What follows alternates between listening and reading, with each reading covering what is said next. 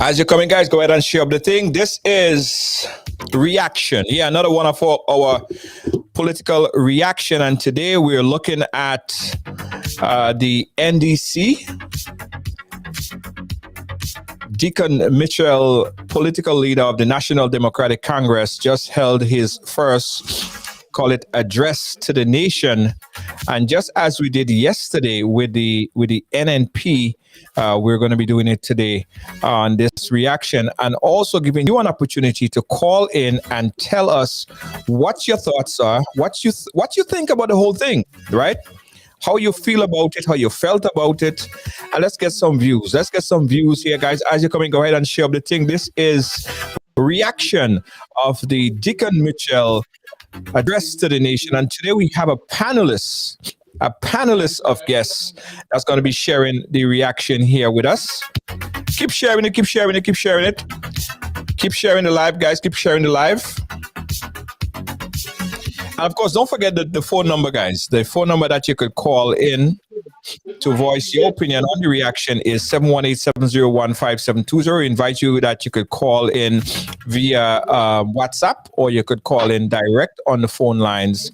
But it's your reaction, it's your view, it's what your thoughts are. And let me introduce our guests today on the reaction.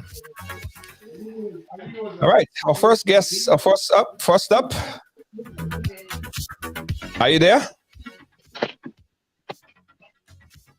And he is a active participant, an active viewer, and also I don't want to mischaracterize the person, so I'll let him introduce himself. Zingo, welcome to the program. How are you doing, my brother? Good evening. I'm good, chilling, sipping on a little something, Right. Okay, so we also have Samson, who is joining us as well in the reaction. Zingo, give us your title, because I don't want to mistitle you. Right, so give us your title. How do we address you as Zingo? I'm a citizen of Grenada, guy. Okay, Zingo, citizen of Grenada. And of course, we have Samson, who joined us yesterday. He's back with us today. Samson, are you there? Samson, you hear me? I'm here. All right, great. Glad to have you guys on. We expect to also have Callistra Faria, who's going to be joining us as well. But let's start with you, Zingo. You got a chance to see the press conference, the address to the nation earlier. What's your thoughts, Zingo? As I tell you today, when you call me, I really in my opinion, it was basically a very weak press conference. Okay. It more appealed to the base of the NDC. Okay. I mean, if you do a address to the nation, I would expect that a young, fresh, vibrant, he's my friend, so I don't want to use no kind of harsh words to people who are my friends. My principal, Hudson Macfield, used to always tell me, if you don't have anything good to say about the school, don't say anything. But you put me on the spot, you're so hard to talk. You understand? Yeah, no, I want to get your honest point of view. I mean, that's what I invited you. No, I would have, if I was in his foot, I would have appealed probably to the broader Grenada, rather than appealing to my base. I would have presented a strong presentation rather than something that is, eloquently put down, but weak in content. That's my opinion. Okay. All right. Point taken, Zingo. Samson, you got a chance to see the press conference. What's your take on it? The address to the nation. Address to the nation. All right. Good night, everybody. Junior, glad to be back on tonight again. Yet another national address last night and address to the nation tonight. Coming on from last night, let's start there. Coming from last night into tonight, I must say that I feel a bit hopeful. Um, but I also feel as if the young Mitchell, um, his presentation was very was structured excellently, politically wise. Um, but I sense that he could have elaborated on some of the areas of major concerns for the undecided voters. And I spoke about them extensively last night. I do believe that he could have elaborated on areas regarding healthcare, regarding job security, uh, those particular areas. Tell us how you are going to create jobs. Tell us how you're going to deal with the pension backlog. Because remember, this pension is not about just paying people from that just retired today, but it's going back back to 1985 and correct the issue.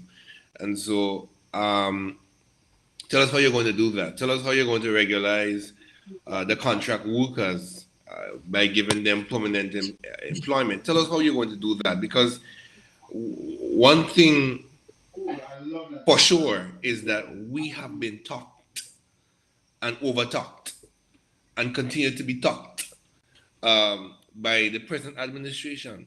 A lot of talk, a lot of talk. And I mean, it's visible because between the talk, there ain't much action. Otherwise, our healthcare sector would have been stronger, more modernized. Education sector, I mean, the national college lectures at the national college were on a go slow just yesterday. I mean, after 20 odd years, in governance of the country, I can understand why the new national party is allowing these issues to pop up. But back to the young man, I really do that and he rightfully said that in the coming weeks and months, we are going to hear from his party in terms of their plans. But I do believe tonight, his address should have been more structured. It was a good address, but it should be more structured to address the concerns that people have, the now concerns. Issues of job security, issues of being able to provide for their family, issues regarding healthcare. We just came out of a health-related pandemic. People have concerns, and so on and so forth. Don't tell us what you would do. Tell us how you would do it, and maybe we'll be able to gravitate to your message a little bit more. Yeah, Zingo, you was trying to chime in. Go ahead. Yeah, well, Junior, I'm so happy that that the other panelists felt this way too, because that's why I said that's why I said initially. A lot of people know that I support the Green Party, but I am a man for country. You understand? And if they are saying that they need change, you need to come and at least tell the people how change is going to be affected. You understand? For example, I hear him talk about every Grenadian owning a home. Now, this is the same political organization that is preaching agriculture. Now, if every Grenadian have to own a piece of that rock, own a house and a piece of that rock, then what becomes of our agricultural lands? I beg the question that what becomes of our agricultural land? Zero poverty. Let me tell you something, Junior. We live in a metropolitan state where they have resources in abundance. They have money, they print money. And yet for all, they can't get down to that zero poverty level. I mean, how are we in a small developing state? You understand? I mean, they say never, but I am saying that look around the world, there are places that have millions, billions of resources, and you can go everywhere and find poverty level in their country. You understand? Let me tell you, you talk about people in the diaspora. The number one concern of the people in the diaspora is healthcare. And as the leader of the NDC said, that the number one priority is poverty, not healthcare, not agriculture, not any one of the main issues that they should be tackling. You understand? So I am that's where I kind of get disappointed, because they want to build a country not on, he said, not on division, not on tribalism, and not on partisanship. You see those three, man? Those three issues, they are main ingredient factors of the NDC. And it is undisputable. At present, in their meeting, you don't even see the deputy political leader. The deputy political leader is not even contesting a seat in this election. He's going to be creating history in the world, not in the Caribbean, as the first deputy political leader to not even contest a seat. Why? Because of tribalism and division in the party. And you want to preach tonight about division, tribalism. Come on. I mean, and partisan, that is, look at the fight that they had in St. Andrews, Northwest, between Philip Alexander and Gloria. It's a party of division. It's a party of tribalism and partisanship. So that's where I look at the speech and grade it. I mean, it's got to be a very weak speech to me, you know? I don't know if the other man could chime in, you know? Yeah, let's jump on the phone line. We got a caller on the line right now. Caller, you live, go right ahead. Where are you calling us from? Yeah, I'm calling from Canada. Canada, go right ahead. I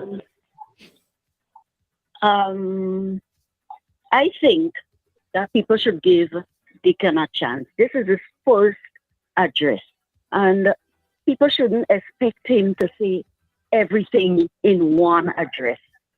He mentioned what he would do. He said on every Wednesday, I think he said every Wednesday, you're going forward, you know, he would be making, you know, people know what's going on.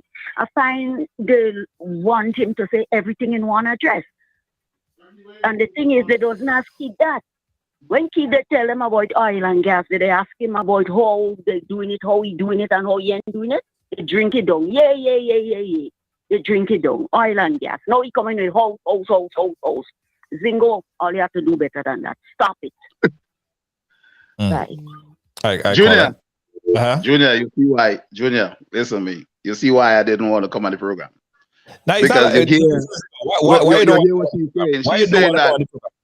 You see, she's saying that it's just one address. Let me tell you something. One address. Watch me. You ever hear a song? What one dance can do? You know what one dance can do? Well, that one address didn't do anything more than appeal to the base of the NDC people. So, caller, I'm sorry. You ever hear this song? What one dance can do? One dance can do wonders, and that one dance did not do anything, in my opinion. Let me chime in here. All right, Samson. Let me chime in here a little bit, Junior. Yeah, man. Chime in, no, man. I do believe, and as I said in Samson, your audio kind of breaking up, so just recycle. Just go off and come back in real quick. Let's fix your audio problem. Guys, we're taking your input on the reaction to DICKON Mitchell address to the nation, just held just a few moments ago, and we're getting your reaction. Of course, if you want to call in and chime in, you can call 718-701-5720. We got Zingo and we got Samson. We expect Lister Faria that's going to be back on with us, coming on with us in a short while, and we're getting your views on it as well. Samson, go ahead. Yeah, sorry about that. No, let me just make this categorically clear. In terms of addresses, I think that the young Mitchell outdo his opponent tonight. His message was structured, it was well put together, and it was well presented. Very calm, very forceful when he had to, and when he didn't have to, he brought the message with clarity. There was no level of arrogance at all. As a matter of fact, while I was listening to his message, it reminded me of a message I listened years ago by Maurice Bishop. You know, when he was talking about education and educating Grenadians. And nothing is wrong with having a vision, right? And I think that if it's one thing that the National Democratic Congress can be credited with, is that the party has always established and created a vision for Grenada. The Vision 2030, I believe it was under the period of Nazim Burke. The party is known for having a vision as to where they want to see Grenada going, or where they want to see Grenada reach, and that is commendable. I mean, I've listened to your other panelists, and he spoke about the different things in the party and all of that, and I've said this openly on my personal Facebook account, and I'm going to say it here on your program, Junior, something I don't usually do. But I do believe that there's a sense of biasness towards the National Democratic Congress in comparison to the New National Party. The New National Party can do any and everything, and is not spoken about publicly, but let the NDC do something. It is spoken to the extent that it probably make even national news. And that has been what has caused the NDC to be in the predicament that it is in. The New National Party have had its infighting with Michael Batiste, the whole situation with what's her name, Grace Duncan, and on and on and on and on and on, and so on and so forth. Dr. Patrick Antoine, we can call names.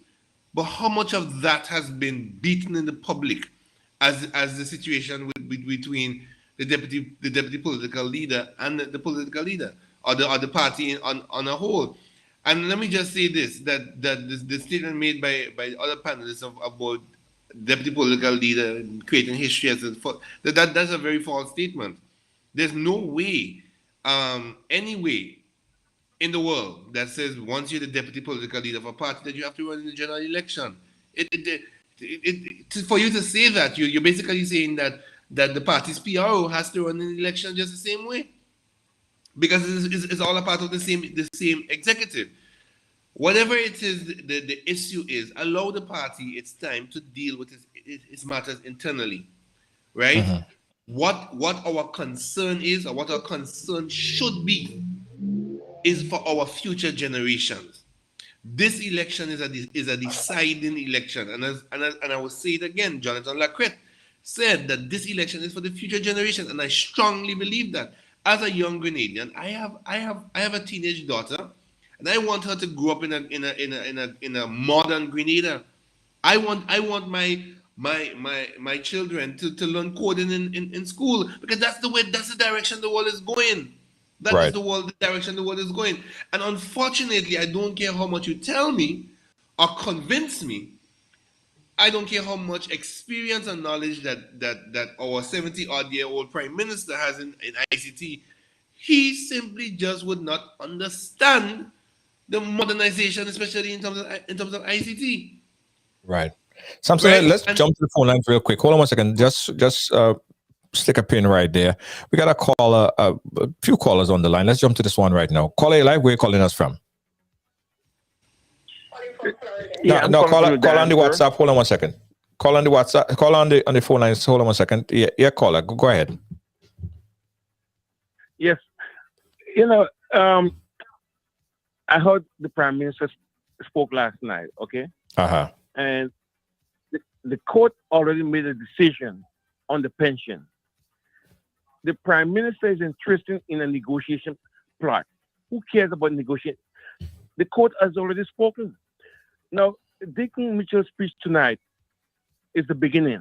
Obviously, he's new to the forum, and as he said, over the next few weeks and months, the NDC will lay out the policies and the way in which they will go about fixing Grenada, in making Grenada a better place. So the fact of the matter, there's a big difference between last night's speech, where you have a Prime Minister who took the workers or refused to pay the pension, even though they signed an agreement in the last election. And now the court has made a decision, and now he wants the union to come back to the table to negotiate. Negotiate about what? There's nothing to negotiate about. Just follow the action of the court, and that's it. But having said that, the NDC will, with the new leadership in place, the new ambition to make Grenada a better place for everyone. No discrimination, the Imani workers, everybody's full-time employees, everybody's going to get a pension, and together, all of us, not only NDC, but everybody in Grenada to help build the country. And that's the bottom line. Thank you very much. Thank you so much, caller. Let's go, before we go back to you, Samson, let's go. There's another caller on this phone line. Caller, go right ahead. You live. Hey, Junior. Yeah, go ahead. I would like to ask Zingo. Mm-hmm. Yeah. Oh, I would like to ask Zingo. Uh-huh. The oil dance, how many dance you had to do? I would like to ask him, what's about the box drain dance? The other prime minister, the prime minister did. Instead of he telling people what one dance can do, how many dance does he green color did? And we don't see what's going on. We all want to come home. There is no proper healthcare in Grenada. You think most of us don't want to come back home? But when you go back home, you have to spend like at least a week or two back home because you don't know what's going to happen. Right. If you get sick down there, you have to fly out to come here. This is what we're looking at. You have a medical center in Grenada, medical school in Grenada. You have the best set of doctors in Grenada. Why can't they do something with the medical? He talked last night, and I never heard him talk about medical healthcare in Grenada. And I mean, this is ridiculous that people looking at green. What about the red part of the color of Grenada flag? Why they don't look at that? Instead of you only looking at the yellow and green. Mm-hmm. This is not about yellow and green. You look at your country. You look at what your country need. I stop drinking the stag and feel that, you is okay having a stag because the prime minister giving you money with a T-shirt. And people have to stop looking at that and look at what Grenada need. Right. To stop looking at this kind of thing. That's not the way we have to put Grenada. Maurice Bishop didn't do that. I want to give Zingo an opportunity to respond. I want to give Zingo an opportunity to respond. Let me also say before Zingo respond, right? Let me also say this, guys. I see people saying, thank you, caller. We appreciate your input, all right? Yeah. You could listen to Zingo respond. And let me just say this. Yeah. Zingo, as much as Samson, as much as Callistra, as much as any person has the right to get airtime to speak, right? I firmly believe that everyone have an opinion, a position that need to be heard. So because you may not like his political affiliation or his political, the way how he see things, at least he has an opinion. And I believe on hearing people because no one has a monopoly on opinions. All right. So I want everyone to think about the idea of opening up your minds to just listen. You may not agree, but you just have a difference of opinion and accept that. Yeah. That's how the world goes around. All right, Zingo, you can respond to the caller. Let me respond, right? And let me take my time and respond because you see the caller call and say she calling from Florida and they don't want to come home. No. Junior, I could be wrong, right? It's just my opinion, but I could be wrong. But listen, the young man had an opportunity right there, okay? To say to the nation, to say to the diaspora that healthcare will be the #1 priority. Agriculture will be the #1 priority. He didn't. He didn't, Junior. And there are reasons why a lot of politicians are shying away from certain things. You understand? He said the #1 priority is to alleviate poverty. Okay? This is not Zingo's speech. You understand? I listen to the gentleman. And I only come on the program because you and I are friends. Trust me, because you know how You saw how difficult it was to get Zingo out of your hole. Let me talk healthcare now. Right. The NMP government initiated a plan, NHS, National Health Insurance Scheme. Okay? Now this thing got impacted through COVID-19. I believe, I could be wrong again, I believe that this would have been the pinnacle of improving healthcare in Grenada, Carriacou, and Petit Martinique, the NHS. Right? And even the leader alluded to this. He even made mention that Grenada need that. But nothing has been said that NLP started that 2 years ago, 3 years, not even 2 years ago, 4 years ago. Okay? No. He talk about job security for the youth. Junior, you cannot make your government top heavy. And when he, if ever he understands how government operate, he would know that you cannot just make the public service top heavy. You would destroy your economy. You understand what I'm saying? And certain people get to know that only by true experience. You think some of them workers and them that are on contract don't deserve to be permanent? You think you in your open mind think so? But the government has obligations to other international organizations. What about contract workers? What about making contract workers permanent? But Junior, all that is going. You have to seek advice from people like who you borrow money from, like International Monetary Fund, IMF, World Bank, CDB. You gotta seek advice. You cannot just make your public sector top heavy. If you do that, you end up in problem. Take it from me. You are for and in support of maintaining contract workers for 10, 15 years, just on contract, when they can use the contract to go to the bank, to get a loan, to develop their life, to get a car or anything like that. You are in favor of that? Junior, the government, Junior, hold on. I want to answer that question you asked me. I want to answer that question you asked me. The government recently, not long ago, introduced a scheme to the Grenada Development Bank that the workers who are on contract could get loans up to $300,000. You know that, Junior. Come on. You know that.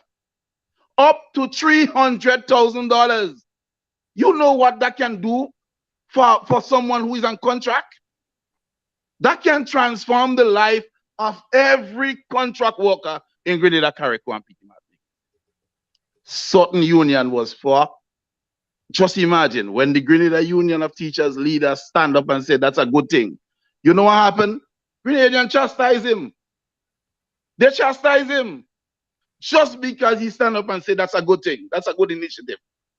Come on, don't pretend you don't know. It's out there, and you can look it up. Up to $300,000, the workers who are on contracts can borrow from the Grenada Development Bank. Google it and call Zingo it tomorrow. All right, Samson, you wanted to come in. Hold on, Samson. Hold on, Samson. Before you come in, Samson. Just remember your thought, Samson. Just remember your thought. Let's give the folks on the phone line an opportunity as well. Caller, like where you calling us from? Grenada. Go right ahead, caller. Yeah. Okay, 1 point Zingo make he's correct with it. The downside of the public service is because of our recommendation from the IMF. And if you're talking about regularizing people and bringing more persons, you will end up with a problem. I think because the IMF warned them about it, and I think they had also downside. What I believe, creating jobs and industries and getting Grenada to people to be more manufacturing and these things and art and craft schools, which you talk about, is very, very good. But Zingo coming across supportive to the party, and I believe he need to move away from that. Because the reason he leave Grenada is because he can't make it here. Election coming, and he know he has to eat our food, so he had to talk so because you know election coming, he go make it 100,000 and stage and he go take a shift. So he talking for his supper. But still ending up back here, people suffering. You understand? When you talk about hospital, Zingo off point to that.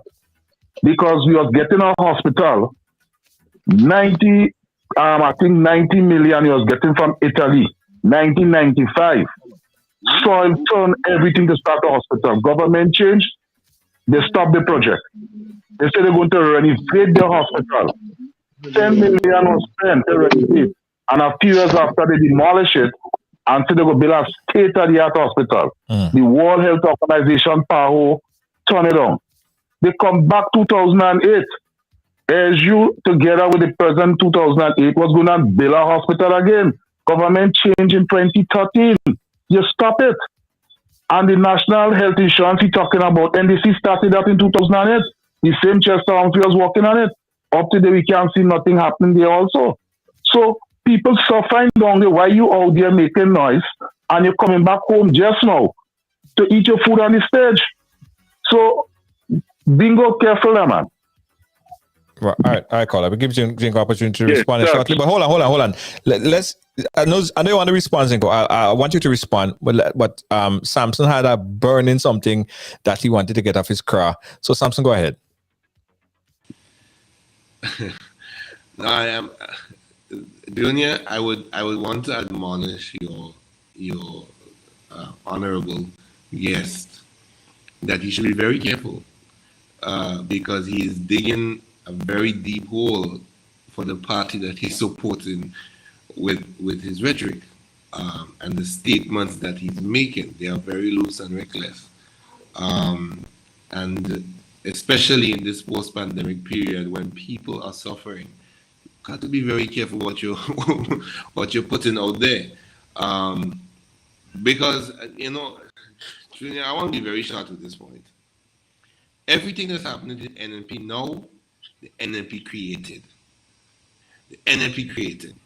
I said last night, I will say tonight again. Every election cycle, after doing nothing for 4 years, NNP comes with some sort of rhetoric to fool the grain of people into voting them back in. I think the only time that they did not come with a real rhetoric was in 2013. That's because they used the NDC and all that transpired within the years as the rhetoric. But they say work, you want work, you go get oil and gas and so on and so forth. The NNP. Go ahead. No, go ahead, Samson. Right. They signed a memorandum of understanding with the union, saying that we are going to pay pensions. We are going to fix this pension. They won election 15-0. Got into power and reneged on the commitment. The unions had no other choice but to take the matter to court. They took the matter to court and the court was in favor of the unions. All that is happening to the NNP created. And as I said last night, I will say it again, this matter has been before the halls of the court for an extended period of time. You're telling me that the NNP, the leadership, and as DM said, DICKON Mitchell said, the serving hands, the tried and tested, did not seek advice, did not put any structures in place in the event that they lost the case, that they could have paid pension. No, you're calling the unions back to negotiate what? To say what? The court has made its ruling. Therefore, you have to follow the ruling. Right? Okay, let's get Zingo to respond on it. I'll say it again, guys. We're doing a reaction to the DICKON Mitchell address to the nation that was just held, a global televised broadcast. And we have Zingo, who is representing the New National Party. And we have journalist Samson, who brings in great conversation on the topics. Yesterday we did our first reaction where we had the Prime Minister address, and we did a reaction on that. So we thought if we do it for one, you have to do it for all. Zingo, you want to react to the caller, and also we're going to start talking about the pension issue and how it best be addressed. So Zingo, go ahead.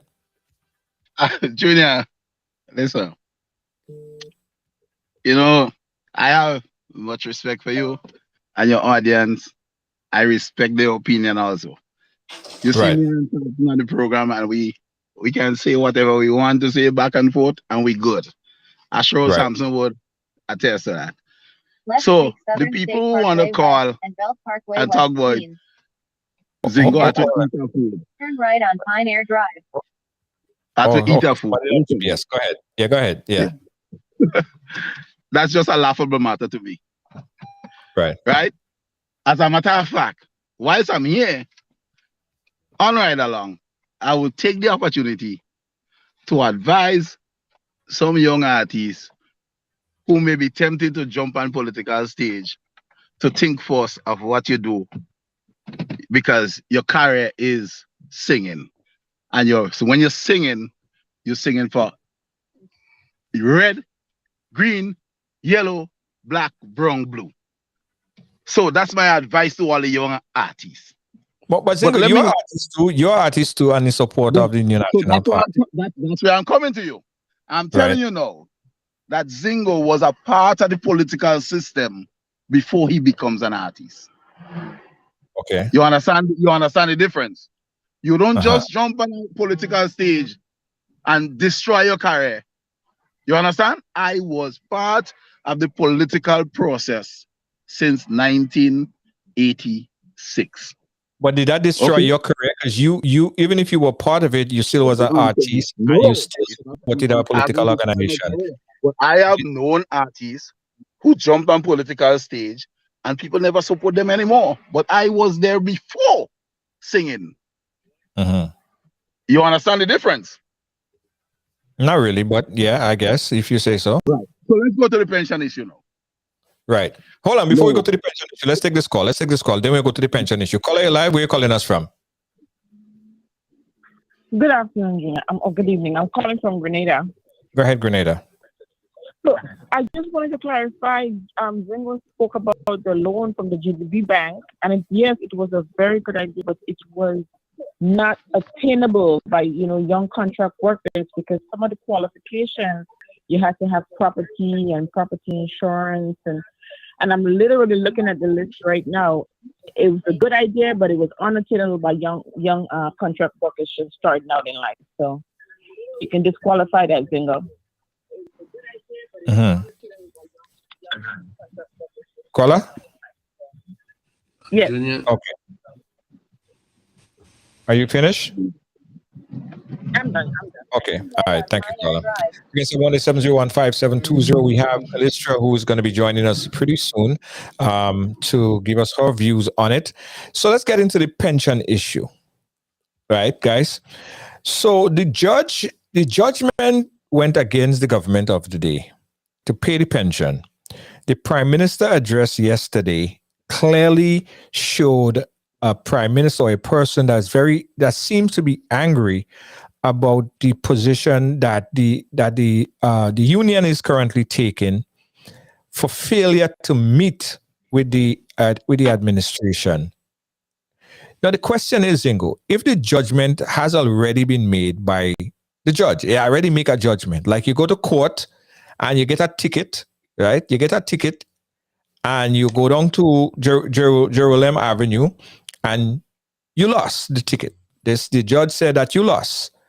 At that point in time, what grounds do you have to want to renegotiate on a judgment that was ordered by the court?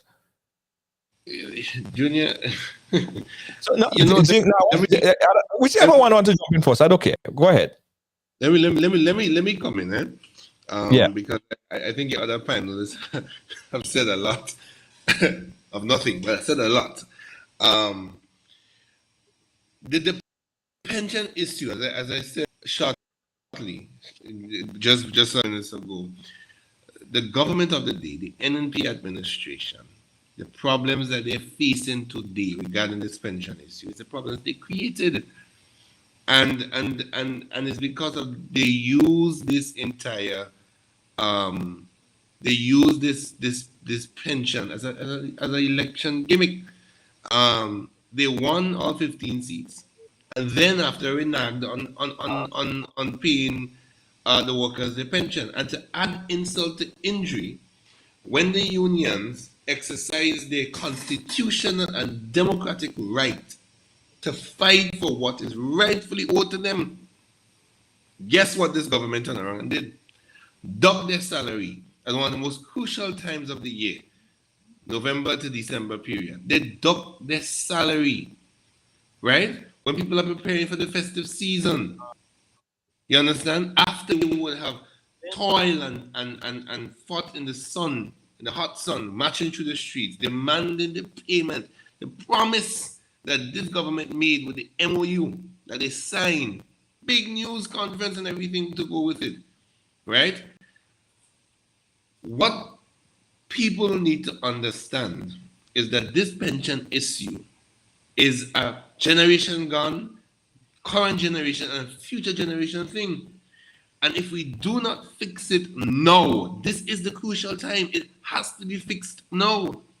Because guess what? We're living in a post-pandemic period where inflation is high. The price of oil and gas in the international market is surging. And what used to be your normal monthly expenditure is no longer a normal monthly. You need to revise it. All over the Caribbean, there are conversations with the electricity suppliers about this fuel surcharge. It's happening right here in Montserrat. I was reading up videos. It's happening in Kitts and Nevis. I believe it's happening in Antigua and Barbuda. It is happening all over the Caribbean because electricity bills are shooting up. Right. Samson, I don't mean to cut you. Samson, stick a pin right there. Stick a pin right there. Don't forget where your trend of thought was. Someone is calling in from England. They've been on hold for a good little while. I want to bring them in to get their view. Stand by. Caller, you live. Where are you calling us from? London, England. London, go right ahead. Yes, I don't know why the show is a bit ahead of me, but I just want to say, Samson, you look good, man. You look good representing as well. And I think, Junior, we need somebody, no disrespect to Zingo, but I think we need somebody a bit more. Don't forget where hold on, I'm hearing somebody's playback. Somebody's background. And is it okay? Call it on your background. Call it on your background down, because I'm hearing the conversation back again, and it's kind of distracting. One second. Hello? Yeah, can you hear me? Yeah, call it. Turn your background. Turn the TV or whatever you're watching us on. Turn that right down now. Turn it down. All right, so go ahead. Yeah, so I'm talking about politics. And Zingo saying that you've been in politics so long and what been happening and what. What we need to find out from Zingo now is why he left Grenada. If it's anything more personal than politics. But that's not that, caller. In all honesty, Zingo is not the only person that left Grenada. I left Grenada too. I'm not in Grenada. Samson is not in Grenada. There's a lot of Grenadians that leave Grenada and move, whether in New York or England, for specific and different reasons. So that's a personal question that. Huh? That's the point. That's the point I'm making. But we need to know why Zingo leaves, because I know him personally and I know why he leaves. Well, that's a personal question, but that's a personal question. In all honesty, to ask, if somebody come and ask me why I leave Grenada, I go take it personal. Like, why are you asking me that? Like, why I leave Grenada is my personal reason. I left for various reasons.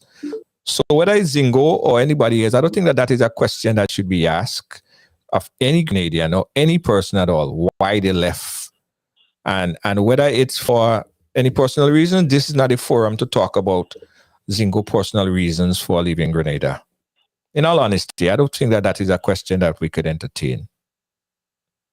If you understand what I mean. because I left Grenada as well. All right. All right. We got a caller on the WhatsApp. Let's take that caller. Caller, you live.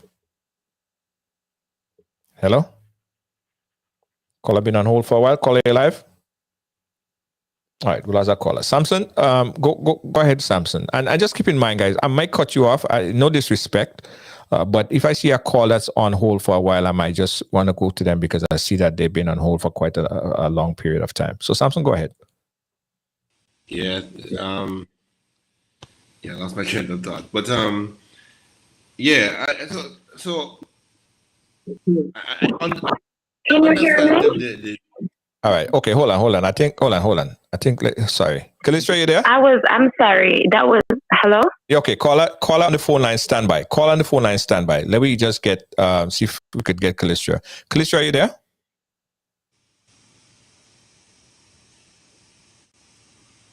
Kalistra, we're not hearing you. Speaking. Unmute. Try unmuting, Kalistra. All right, we'll come back to Kalistra. Let's go to the caller. Caller, live. Where are you calling us from? I am calling from Jamaica. Jamaica, but I am Grenada. Yes, Jamaica. Go right ahead. Okay, so with regards to tonight's speech, some things stood out to me, and I'd just like to advise Grenadians because a couple of my friends were texting me like, "Oh, some of the stuff seem unrealistic," and I can understand. Because vision is a very important thing. If you can't envision something, to you, it seems impossible. So for you to think like there's going to be a time when there will be no garbage on the street or minimal garbage in a place that is filled with garbage, it's like, that's impossible. But I would like to ask and urge Grenadians to open your mind, dream. Like, get rid of the limited mindset, get rid of the imposter syndrome.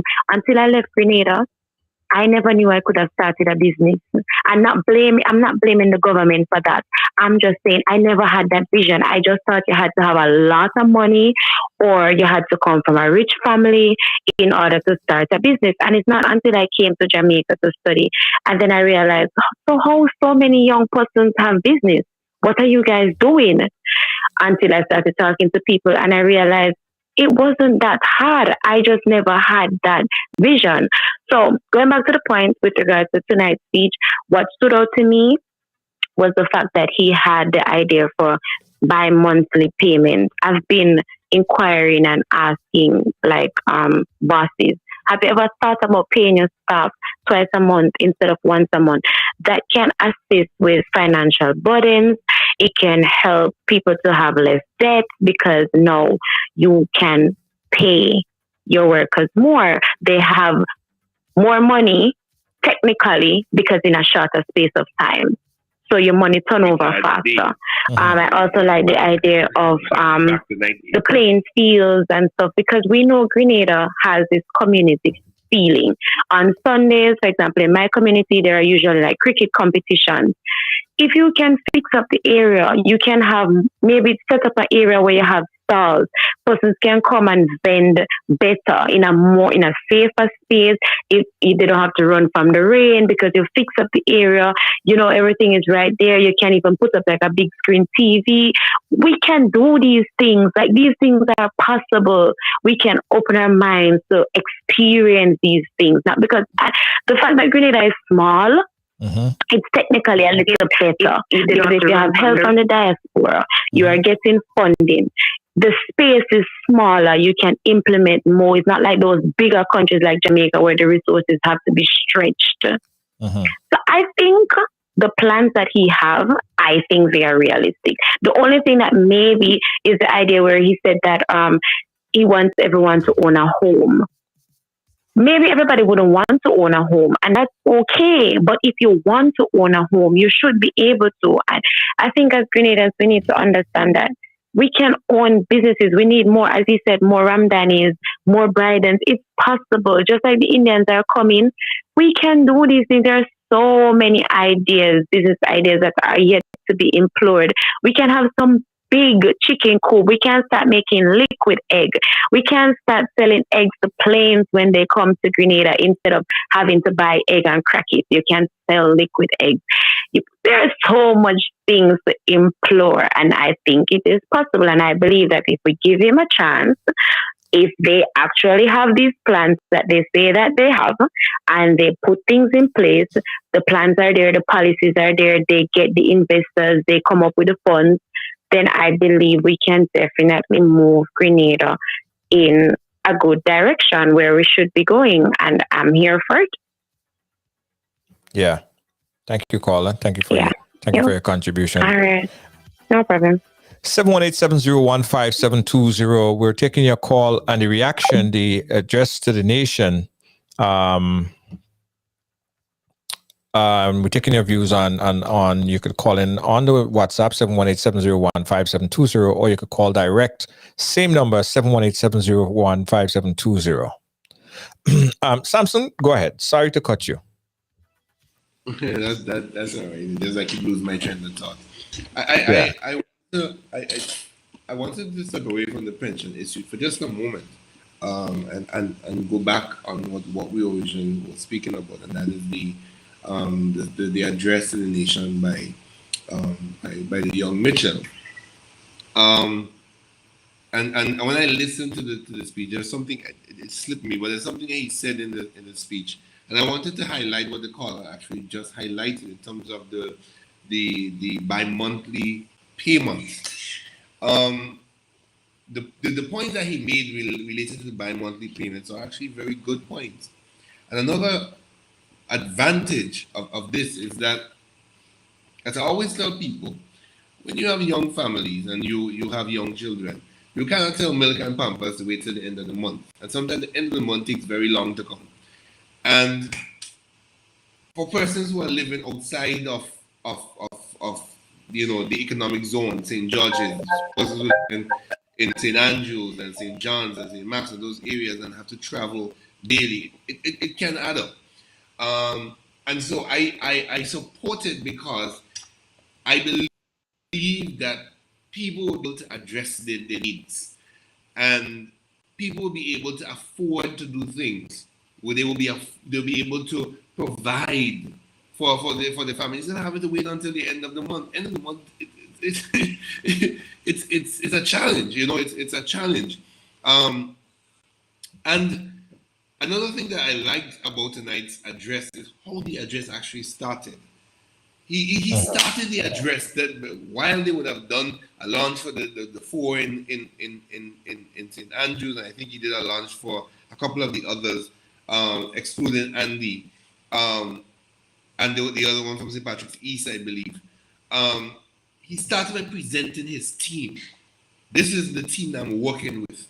It's not just me alone. I'm a part of a team. And we are ready to take Grenada forward with the following plans. Right. And as the caller rightfully said, again, realistically, all of the citizens of Grenada can own a home, right? And it's just not prudent. Let's be real. Because if everyone owns a home, then persons who would have built properties previously to include apartments and so on and so forth would now be out of an income. Let's be prudent. Right. And so you need those things for the economy to run. But as much as, and as, especially for young people starting off in life, to be renting, to be paying bills, to be utilizing public transportation, or even your own personal transportation. Right. It is a challenge. Financially, it's a challenge, right? Yes. And so while the idea is to have as much Grenadians as possible own their own home, at the same time we do need. So realistically, I do believe that the young Mitchell touched on some very important issues, but I still maintain that some of the priority areas, some of the areas of critical importance, national importance, especially for the undecided voters, I believe a little bit more time could have spent addressing those concerns. And going a little bit deeper into the topic. Yeah, I got it.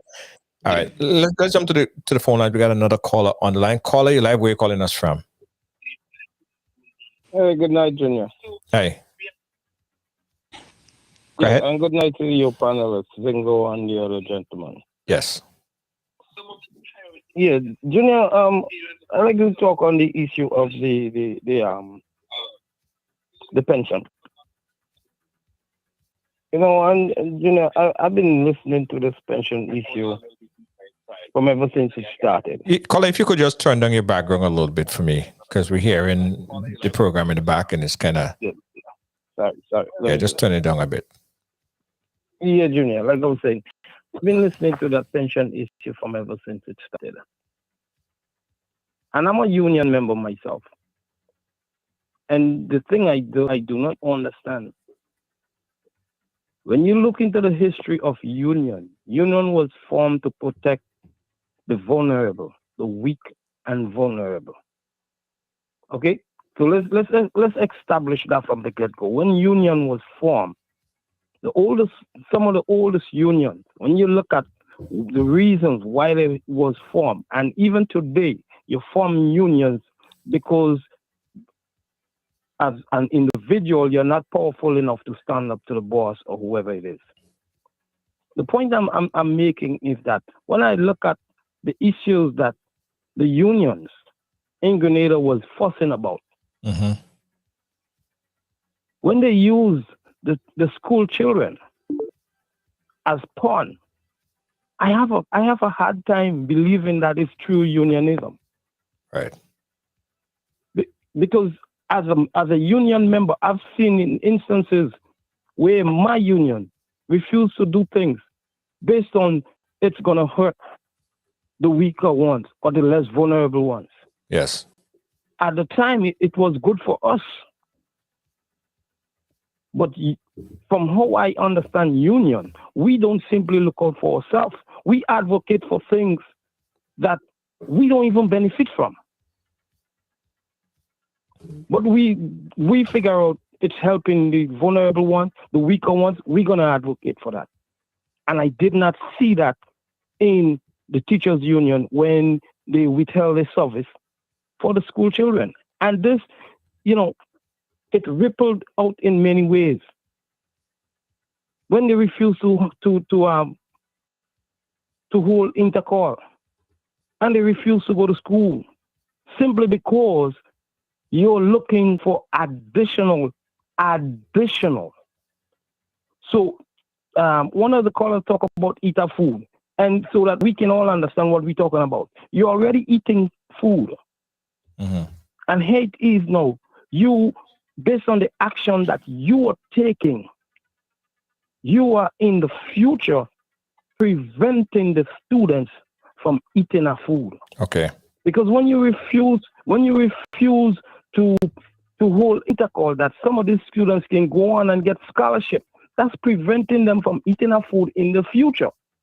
And fast forward it to now, you were telling us that we don't care, just give us, just pay us. Like I said, I'm a part of a union, and union have to negotiate. Because if there is nothing there, there is nothing there. And if you study and understand the law that is governing the pension plan, the government has, it's either 30 days or 60 days. I can't remember the exact numbers. So when supporters of the union is just jumping and say, well, the court mandates that you should pay. I mean, let us be truthful to ourselves. The other thing I'm seeing here that, I have no bones about anyone supporting who they choose to support. Carla, I don't mean to cut you. I don't mean to cut you, right? But just kind of wrap up a little bit, because we have about 10 more minutes, and we have to jump to Calistro Faria and another callers on the line as well. Okay, let me do it. Yeah, the last thing I wanted to say is, Junior, I have no bones with anyone supporting. For one thing, we all are Grenadians at the end of the day. And too many times when I listen to the NDC supporters, I'm hearing nothing but hate. And I'm saying, where are we going with that mentality? It's okay for you to support who you support, but the moment someone differ on who they want them to support, you start hearing hatred. You start hearing talking down and bashing and all these type of things. We need to stay away from these things. I mean, our island is too small for that. Support who you supporting, but at the end of the day, let us show love to each other, man. Thank you very much. All right, thank you, caller. Thank you so much. Just go to this caller that's been waiting on the phone lines for a long time. Caller, are you still there on the phone? Am I in? Yes, you're on now. Go ahead, caller. Good night, Junior. Good night to the audience that is listening. I am a Grenadian. I live in New York.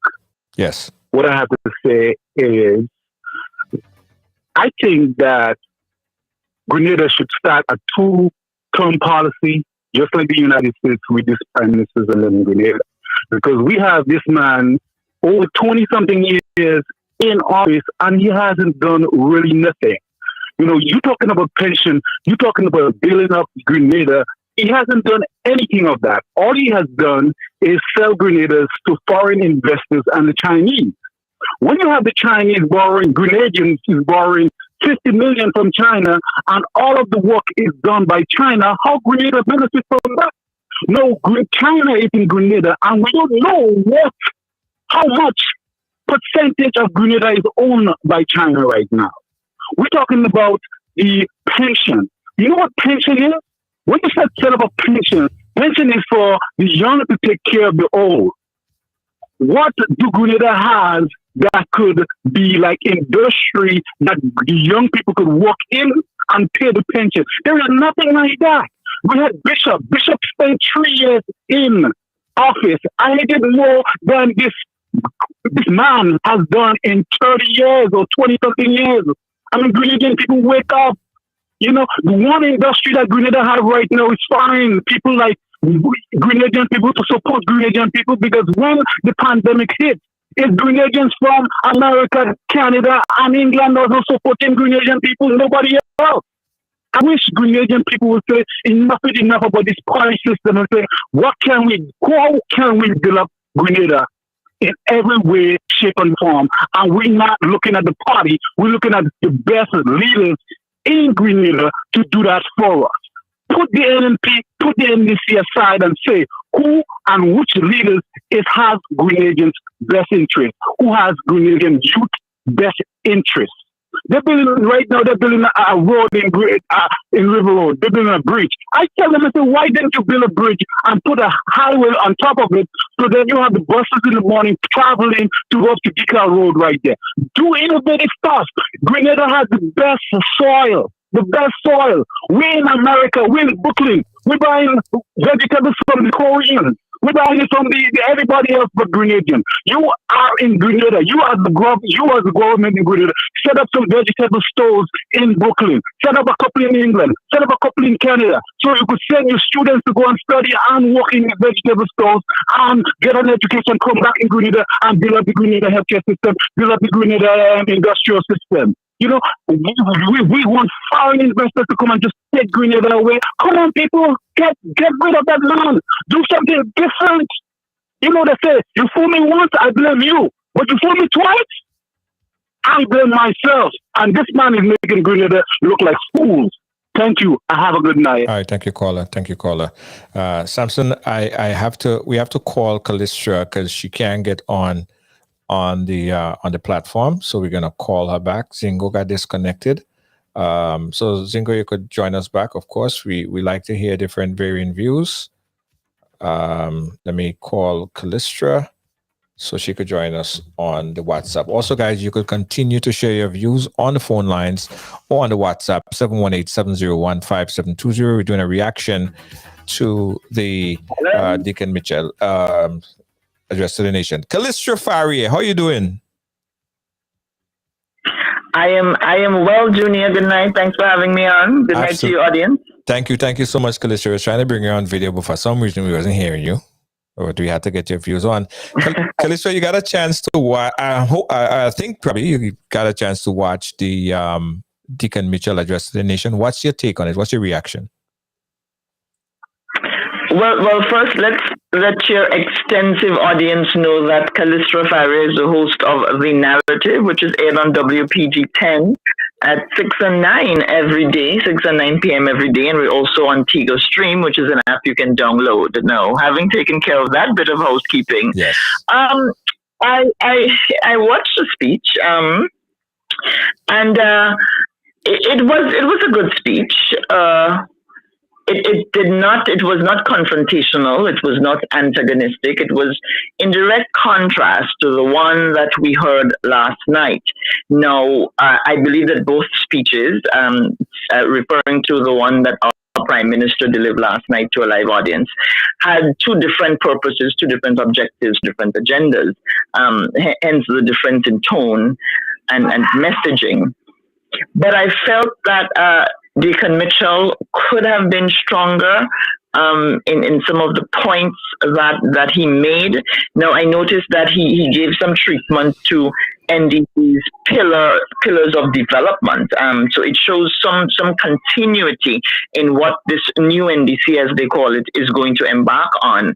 That they are, and mind you, NDC's pillars of economic development are very strong. I mean, acknowledged by some of the best minds in economic development, that those pillars are strong.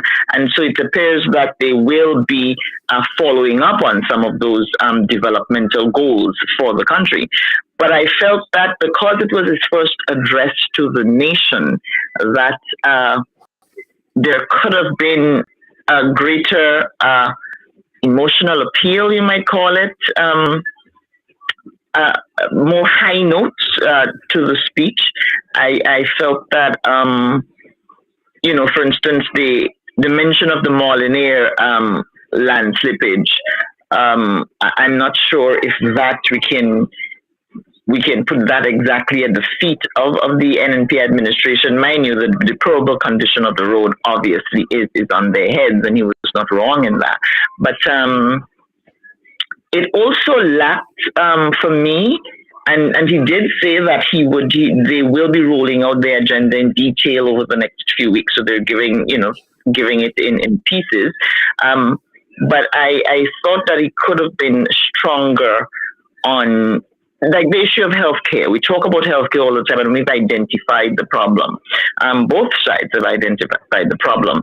The current administration has done nothing substantial about healthcare, but they acknowledge that it's really a problem, and they haven't done anything. So what I was hoping to hear from Deacon Mitchell was more specific information on how they intend to do that very important task that is long overdue in the country.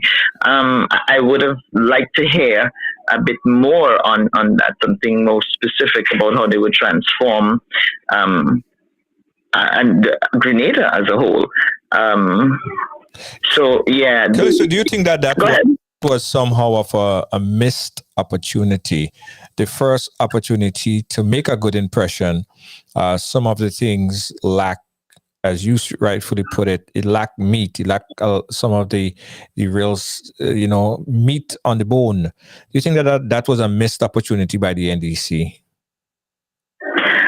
In fact, I was having a conversation with someone immediately after the broadcast ended, and I said, he talked about giving it in pieces over the coming weeks, and that, of course, will keep the country engaged and listening to NDC, although there are other ways to continue doing that.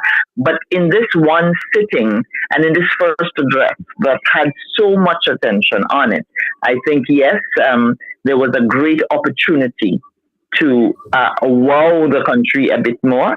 For me, when I listened to the speech, what stood out was Deacon Mitchell presented himself as an absolute statesman, of course. I noticed that, and he engaged the audience to a certain extent, but it was in contrast to last night, where Prime Minister Dr. Keith Mitchell is a master actor. Really, he's been at it for a while, and he's a master actor, so he can present in a particular way that plays on the emotions of the people. And while we may say, oh, well, those kinds of people might call it trickery, really, We don't want that in our politics. But I keep saying that politics is a thing where election campaigns are a thing, and we're in the middle of an election campaign, are things where you have to win. You can't transform, you can't make policy, you can't do anything unless you win. And it is about attracting people to you and not just your base. The base is the base, and the base will vote for NDC. There's no question about that. Right. They must be able to attract the people who are undecided and people who are looking for something different, who are now elsewhere or were elsewhere and now in the middle. And you need that pull. You need that charisma to be able to deliver, and particularly in a time now in Grenada where so many people have been captivated by poverty and are being manipulated by dribs and drabs of handouts. A massive amount of our population can be swayed by getting something extra at that opportune, at that right moment. And so you need to come with more firepower to capture those people and to get them to buy into the dream and believe in that it's possible to not live on handouts anymore. Right. And right. I didn't get that dream being sold in the address. I think that in that one sitting there when he had everyone fixed on him would have been a good opportunity to message in a very decisive and strong way why they think NDC is a better alternative. Yeah. All right. Samson, you wanted to chime in? Go ahead. Yes. And I'm really good night, Kalestra. Kalestra is one of my role model in media. And I'm very happy to see that she's echoing some of the sentiments I earlier echoed. One of the things I wanted to say, and I wanted people to hear this. If you hear nothing else from Dwight, now hear this. I believe that tonight's address to the nation, whatever, national address, whichever, should have come with a bang. This is his first time addressing Grenada on a whole. The entire Grenadian populace were looking. I believe when I looked at the NDC page, there was over 2,000 persons. On the GBN page, there was another 15 or 1,600. And as Kalisha rightfully said, some of the issues that he tried to, the calmness, the way he presented it, didn't sound so much like they were a major issue, but they were major issues. And I believe that if he had just been a little bit more forceful, as he was in Carlton Junction, maybe they would have gravitated to him. One of the other points I wanted to make too, Junior, is that I'm seeing a pattern evolving that I'm very, very, very worried about. The pattern where, and it happened tonight on your program, the pattern where we are boiling another election down to yellow and green. Mm-hmm. And the young Mitchell addressed this tonight. And I want to say to Grenadians, the time and season for yellow and green elections is far over. This election has to be about policy, about education, about healthcare, about the development of our country. I said last night, and I'll say it tonight again, I have never seen in the last 8 years, well, let's go down to the last 4 years, the amount of posts that have been seen from members of parliament about the various road work. Seen a lot of road you can drive on, but if you don't have the education, where are you going? You're driving to go where? I am not seeing a lot of community programs. Young Mitchell spoke about that, revitalizing the Grenadian spirit. We have lost it. I remember years ago when I was a part of the national the youth department under Emmeline Pierre, Senator Auntie Emma. We used to have this thing around independence where I don't know if it still happens, but where Almost every corner of Grenada you go, he painted in the national colors. That helped the community spirit.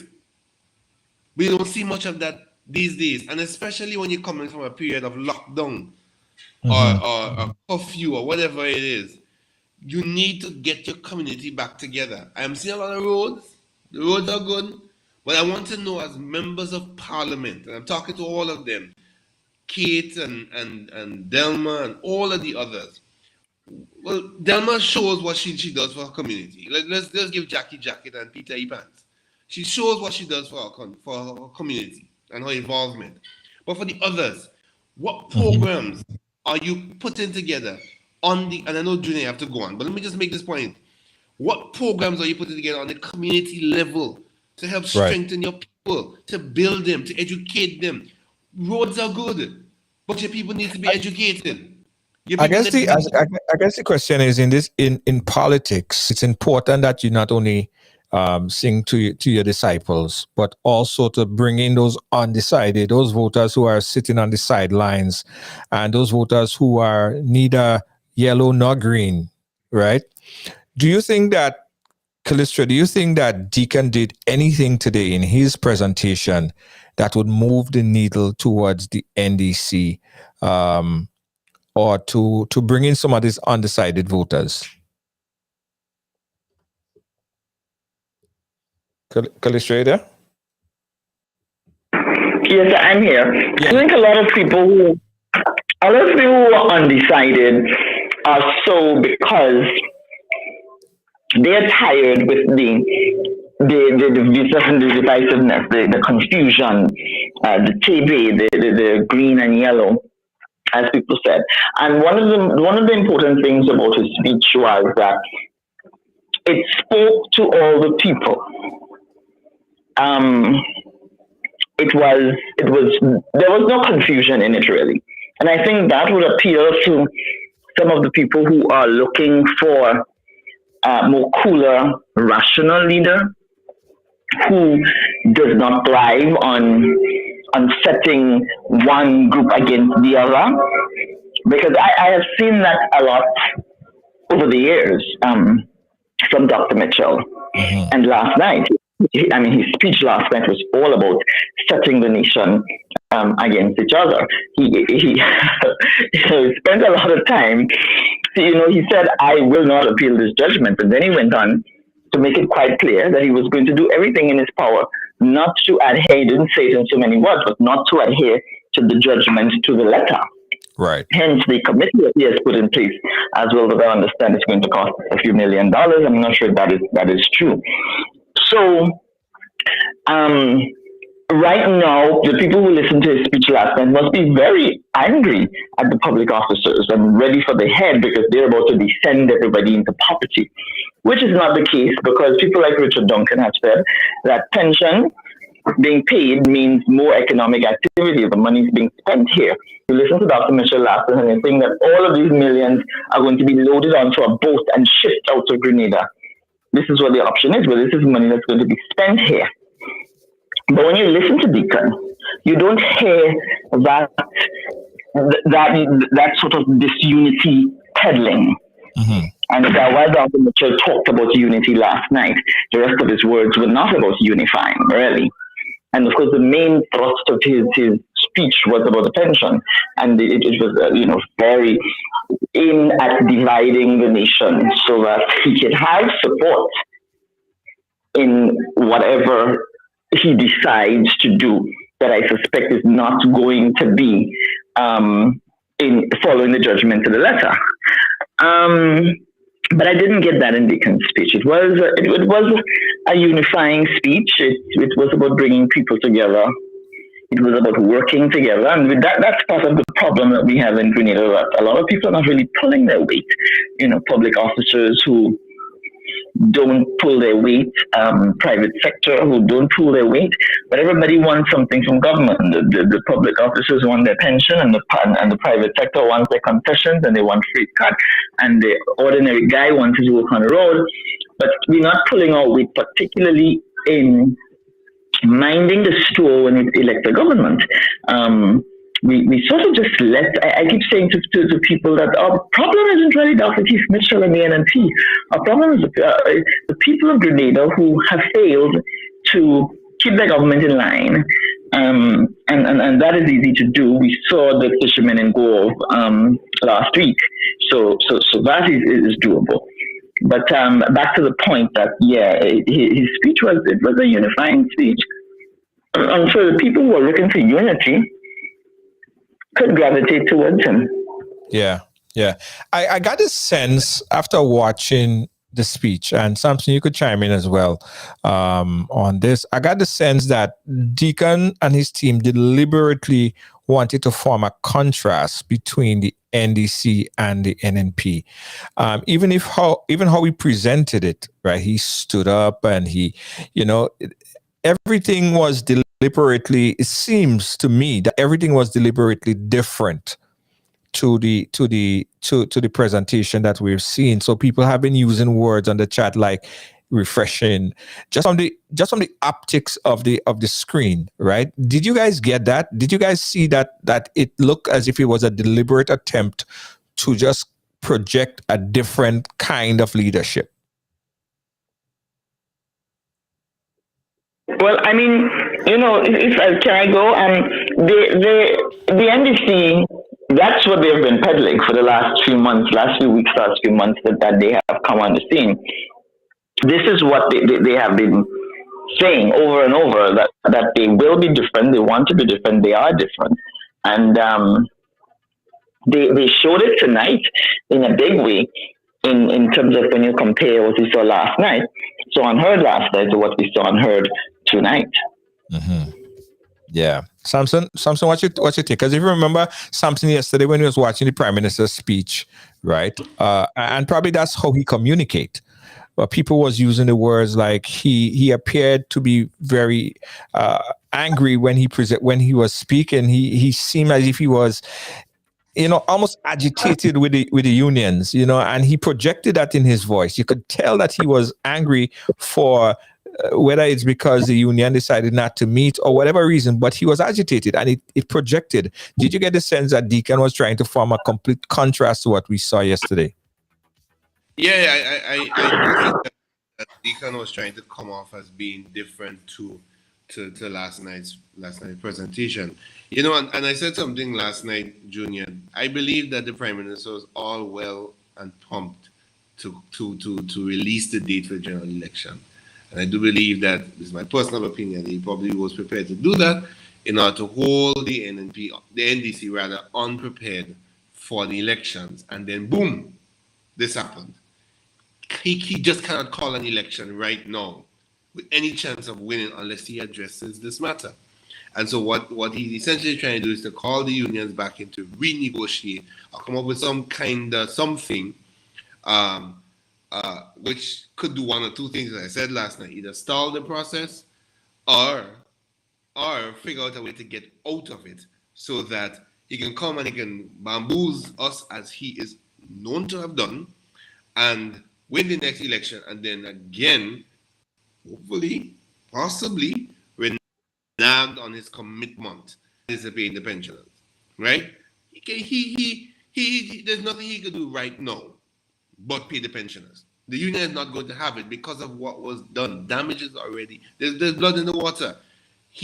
When the unions went out and they did what is constitutionally their right to hold peaceful protest, they dug their salary at the most difficult time of the year, the November-December period, right? And so families were affected by it. All of these things are coming back into the fore. And I think the NDC, which Junior speaks to a really new NDC, their approach, their strategy, the way they do things is so systematic and formal. You have to ask, is this the same NDC that campaigned in 2018 and 2013 and 2008 and so on and so on? Because everything is done. It's almost you can almost line this NNP against this NDC, because and I'm not saying this in a negative tone in terms of the organization and structure. this NDC, I'm not saying that the NDC is trying to line up the NNP. This is not what I'm saying. I am saying that NNP traditionally was always very structured in the entire campaign. You're talking about well done posters, fan flyers, and banners, the backdrops to the stage. Everything is so systematically done. You're seeing this is happening with the NDC now. And it's a breath of fresh air. It's a breath of fresh air because we've been looking for that to happen for a while. Right? So I do believe that when they sit down, this is not an overnight thing, or the Prime Minister, as he alluded to in Sauters, it's not overnight thing they fall in the NNP. No. I believe that they strategically sat down, wrote this speech, and write it in a way that would address line by line, precept by precept, the concerns of the Grenadian citizens going into an election. But I want to join with my colleague that points need to be strengthened. And so going forward, they need to address these concerns, the areas of healthcare, education, social security, social benefits, all of those things need to be addressed because guess what? Those are the bread and butter issues that would form the next election. That is the reason why the NNP cannot call election with this pension issue hanging over the head. Because why? This is an election about monies and putting monies in the pockets of Grenadians. Yeah. All right, guys, we have exactly 5 minutes and then we're going to wrap up. We've been on this reaction road since yesterday, taking in the NNP speech, the Prime Minister's speech yesterday into today. So we're going to go just for about 1 minute to wrap up. Callistra, what's your take and what does the NDC, because we're talking about the NDC reaction, what does the NDC need to do at this point, in your opinion, Callistra? To keep that momentum or to build that momentum? Well, the messaging has to be tighter. It's about gaining the confidence of the people. The NNPs on the other side trying to shake that confidence, trying to convince people that they will not be able to cut it, outlining all the problems that we face in the world right now that Grenada also is affected by. And so the messaging of the NDC needs to be tighter. They need to get on the ground and make sure that they're doing their canvassing, checking the numbers. The data is so critical, it's so important, checking the numbers, checking to see who they have where and who's undecided, who's on the side, who's not, so that they can tailor their messages to suit and to capture the demographics. They also have to put a hell of an election day machinery in place because getting out the vote is going to matter.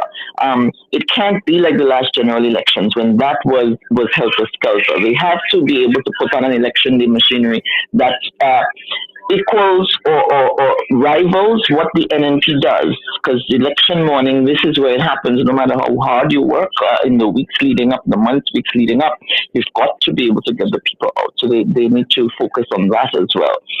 The messaging, the canvassing, and an election day machinery. Yeah. Because I think, you see, people are ready. I get the sense that people are ready for a change, and that is why I think people were so disappointed when TGM went south. People were looking for something different and something new, and at the time NDC did not appear to be gaining strength. But that is different now, and so they have a great opportunity to get back into the parliament. The way things are looking, it's quite likely they will. It's quite possible that they will, I should say, not quite likely, that they will get back into the parliament. Of course, that could only be a good thing for Grenada that they do. So, yeah, just messaging, canvassing, and the election day machinery. Yeah. As you mentioned, TGM, we just had a email that just came to me. And the email spoke about, let me pull up that email from Patrick Antoine, an acceptance on the invitation to participate in the Pension Solution Strategy Committee. And this PDF was just sent to us there for dissemination. It's interesting, as you mentioned, TGM, that came in my inbox, and I'm about to ingest it a little bit onto the site and see what has been said. Okay, we have 2 minutes, so let's wrap it up. Samson, what does the NDC have to do at this point, from your perspective? Yeah, from your perspective, Samson, what does the NDC have to do at this point to keep the momentum or to build the momentum? Well, let me just say, the way the program started, the enthusiasm that came on the program with sort of lost it because of how the program started. But it was a really good program. I believe that the NDC needs to just keep on the current trajectory, continue engaging. While the NNP is busy showing roads, the NDC, the different caretakers, prospective candidates have been showing that they're in the community, they're putting in the work, they're canvassing.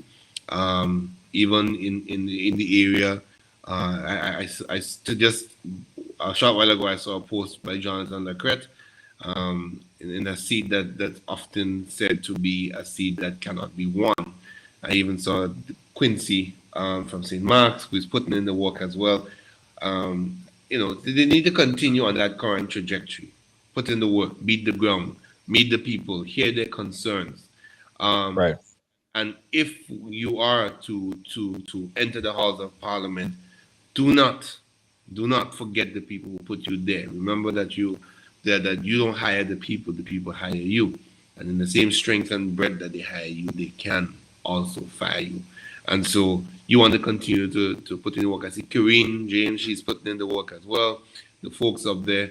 My senator, Tessa Sensei, my good friend, they need to continue the work. And I think that is what is critical at this moment, that, the NDC continue on this trajectory. I hope to see and hear much more from them in the weeks and months coming. Whenever the bell stops itching the Prime Minister's leg, let's hope that he rings it, and that Grenada can birth a new dawn, a new day, so that my children and my children's children can be happy and proud of Grenada we have built.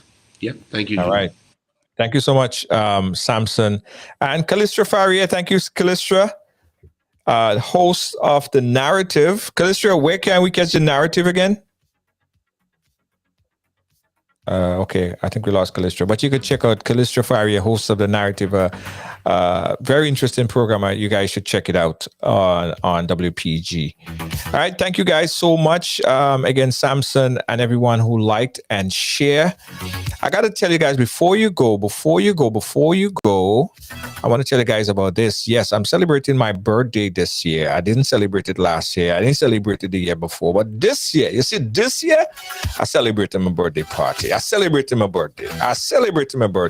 And a whole bunch of my friends come in and celebrate it with me. We call this Midnight Mass. Yeah, Midnight Mass. It's like the official jump off the Spice Mass. Yeah, it's kind of like the official jump off the Spice Mass. Because listen, for the very first time in New York, we have Little Jello. Yeah, Little Jello. Yeah, Little Jello is going to be in New York for the very first time. Also bringing you a taste of what's happening in Grenada, we have Looney Spark and Electrify. Yeah, Looney Spark and Electrify. They will be live. Also, we have Specky, Mr. Legs, and Sassy Wow. Listen, I have a surprise guest. I ain't even put on there. Massive surprise guests. So I want you guys to come and celebrate my birthday party with me. It's going to be at 178 Newport Street. That's 178 Newport Street, Brooklyn, New York. It's an ultra glow fete. So ladies, wear white to glow. Yeah, wear white to glow. We have Looney Spark and Electrify, Lil Jello, Mr. Legs, Inspector, and a host of other artists. Now, you want your tickets, right? Yes, you want your tickets. So put your boy and his birthday party. Listen, 2 years now, I ain't celebrate my birthday.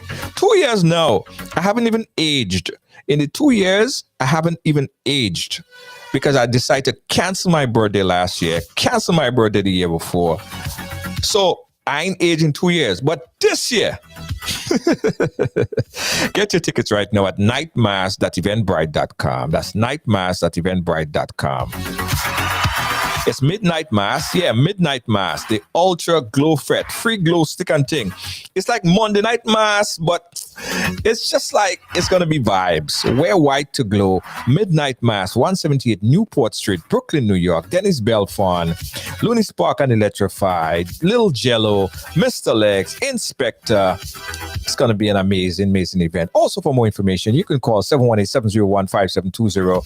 That's 718-701-5720. Come on, Tifa, wine on your boy now. Come on, Tifa, wine on your boy. Oh, gosh. Oh, gosh. Oh, gosh.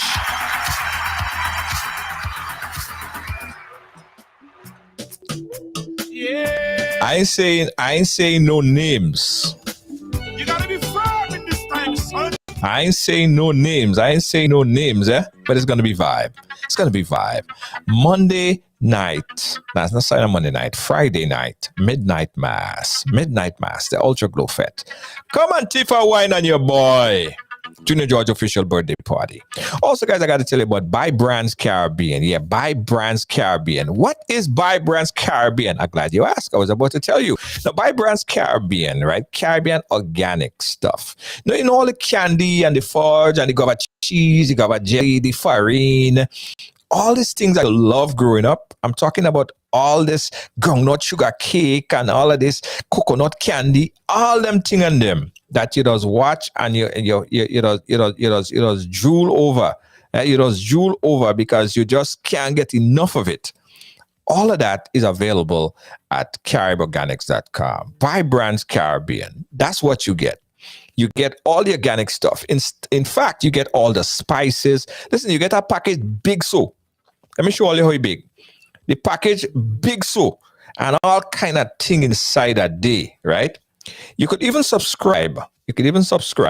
And every single month, you just get mailed new products, new stuff. Organic stuff, buy Caribbean, eat organic, buy Brands Caribbean. It's amazing. Also, guys, I got to tell you about this. We're going to Grenada for Carnival, right? Are you going to Grenada for Carnival? Yeah. Well, listen, I'll tell you guys about Amazing Colors because Amazing Colors back on the road. But before Amazing Colors, we're going to be on the Celebrity Cruise. Yeah, the Celebrity Cruise is back. The original Celebrity Cruise. Yes, the return to mass. Yeah, the return to mass. So if you're going Grenada for Carnival, tickets go on sale tonight.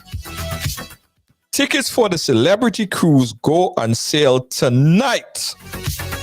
And tickets are limited tickets.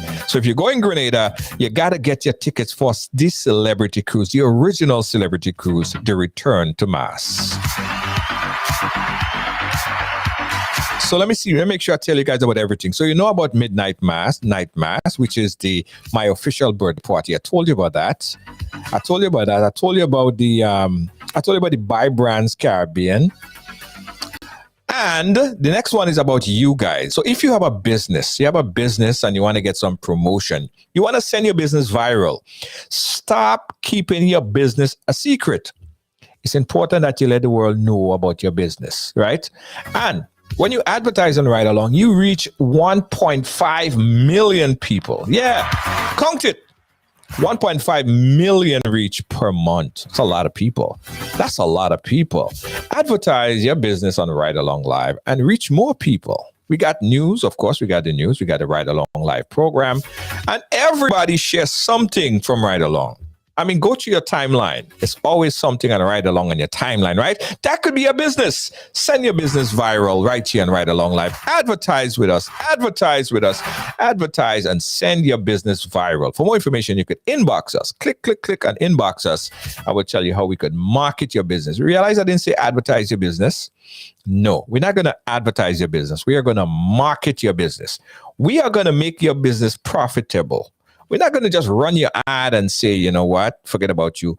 Our interest is your interest. We want to make your business profitable. So we're going to market your business. So if you want more information, how we could market your business, big difference.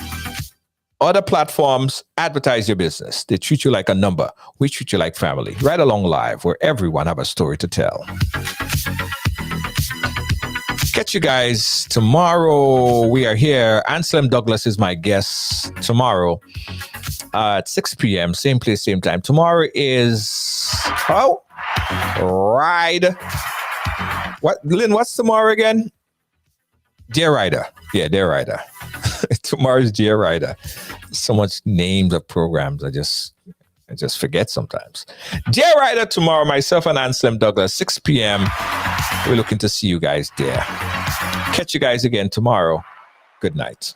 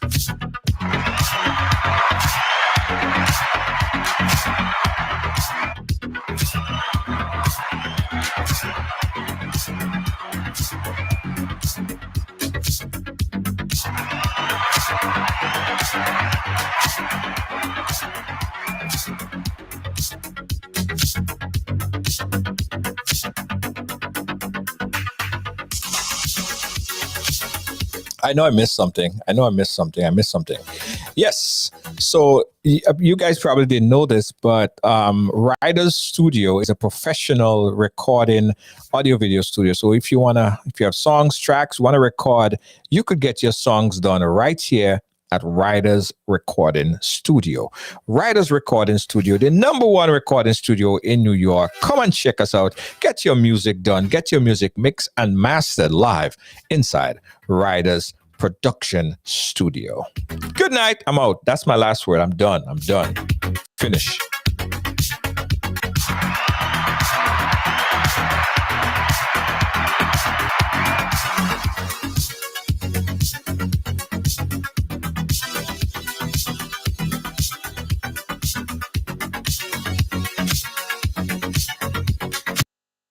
My name is Junior George, founder and host of Ride Along Live, and I'm inviting you to become a paid subscriber to this platform. With your support of just $4.99 per month, you could do so much to help this platform grow and to help us help you and others around the world.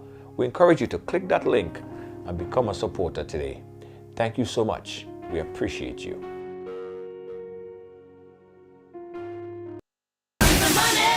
On Sunday, May 8th, Mother's Day, New Face Promotion presents Retro Bingo. Retro Bingo, up to $5,000 in cash. 5 $200 games, 2 $500 games, 1 $1,000 game, and the jackpot $2,000. Retro Bingo going down at 178 Newport Street. Music by DJ Flawless, No Apology, and DJ Hot Stepper. Your tickets cost $40. More at the door. For more info, call 347-304-5453. Zelle or Cash App is accepted. Start time 7 p.m. It's Retro Bingo. Mother's Day, Sunday, May 8th. Lots of giveaways for the ladies. Retro Bingo, up to $5,000 in cash. Sunday, May 8th, Mother's Day. Wait is over. The time is now. Get ready for mass. Get ready for mass. Get ready for mass. We are back.